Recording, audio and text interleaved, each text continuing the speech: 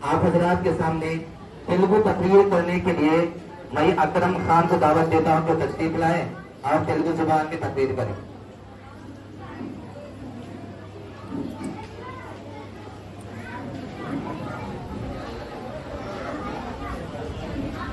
अस्सलामु अलैकुम वरहमतुल्लाहि वबरकातुहू।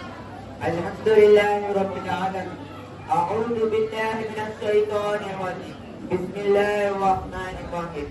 या अय्युहल्लज़ीना आमनू कुतिबा अलैकुमुस सियामु कमा कुतिबा अलल्लज़ीना मिन क़ब्लिकुम लअल्लकुम तत्तक़ून।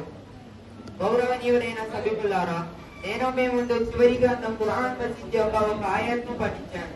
అందులో అల్లాహ్ తబారక వ తఆలా విశ్వాసులను ఉద్దేశించి ఇలా చెబుతున్నాడు: ఓ విశ్వాసులారా, మీ పూర్వీకులపై విధి గావించబడినట్లుగానే మీపై ఉపవాసం విధి గావించబడింది. మీరు దేవభీతి గల వారుగా రూపొందాలనేది దీని ఉద్దేశం. ఇస్లాం యొక్క ప్రాథమిక అంశాల్లో విశ్వాసం, నమాజ్ మరియు జకాత్ తర్వాత ఉపవాసానికి స్థానం కలదు. రంజాన్ నెల యొక్క ఉపవాసాలు విశ్వాసులపై ఫర్జ్ చేయబడ్డాయి. ఎటువంటి కారణం లేకుండా రంజాన్ నెల యొక్క ఉపవాసాల్లో ఏ గొప్ప ఉపవాసం వదిలినా అతడు పాపాత్ముడవుతాడు. ప్రవక్త సల్లల్లాహు అలైహి వసల్లం గారు ఇలా చెప్పారు: ఎటువంటి ఆటంకము లేకుండా రంజాన్ నెల యొక్క ఒక ఉపవాసం వదిలి దానికి బదులుగా జీవితాంతం ఉపవాసం ఉన్న ఆ ఒక్క ఉపవాసానికి సమానం కాజాలదు.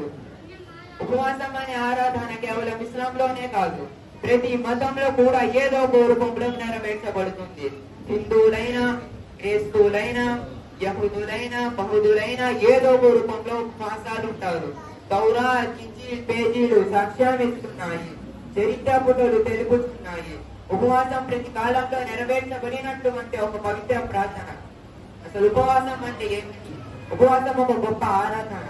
దేవదూతల రేణులో మనలను నుంచోబెట్టే మహాంతర పుణ్యకార్యము. దేవదూతలు తినరు, త్రాగరు, జీవితం అంతా ఆజ్ఞను శిరసావహించడంలోనే గడిచిపోతుంది.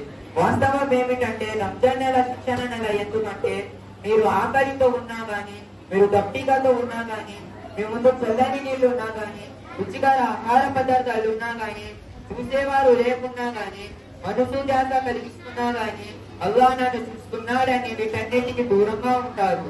ఇలా ఒక రోజు, 2 రోజులు కాదు, ఒక నెలంతా ఉంటారు. ఒకసారి మీరే ఆలోచించండి, మనసును కంట్రోల్లో పెట్టుకునేందుకు ఎంత మంచి పద్ధతి. ఈ ఉపవాసం మనలను అల్లాహ్ తబారక వ తఆలా ఆజ్ఞానుసారం జీవితం గడపడం నేర్పుతుంది. నడవమంటే నడవడం, ఆగమంటే ఆగడం, తినమంటే తినడం, తాగమంటే తాగడం, ఇలా అన్ని పనులు ఆయన ఆజ్ఞను శిరసావహించడం తప్పనిసరి. ఒక నెల ఈ ఉపవాసాలు తన మనసును తన ఆధీనంలో పెట్టుకోగలిగితే ఉపవాసం నెరవేరినట్టు. అల్లాహ్ మనందరికీ సరైన రీతిలో ఉపవాసం ఉండే భాగ్యాన్ని ప్రసాదించుగాక. ఆమీన్.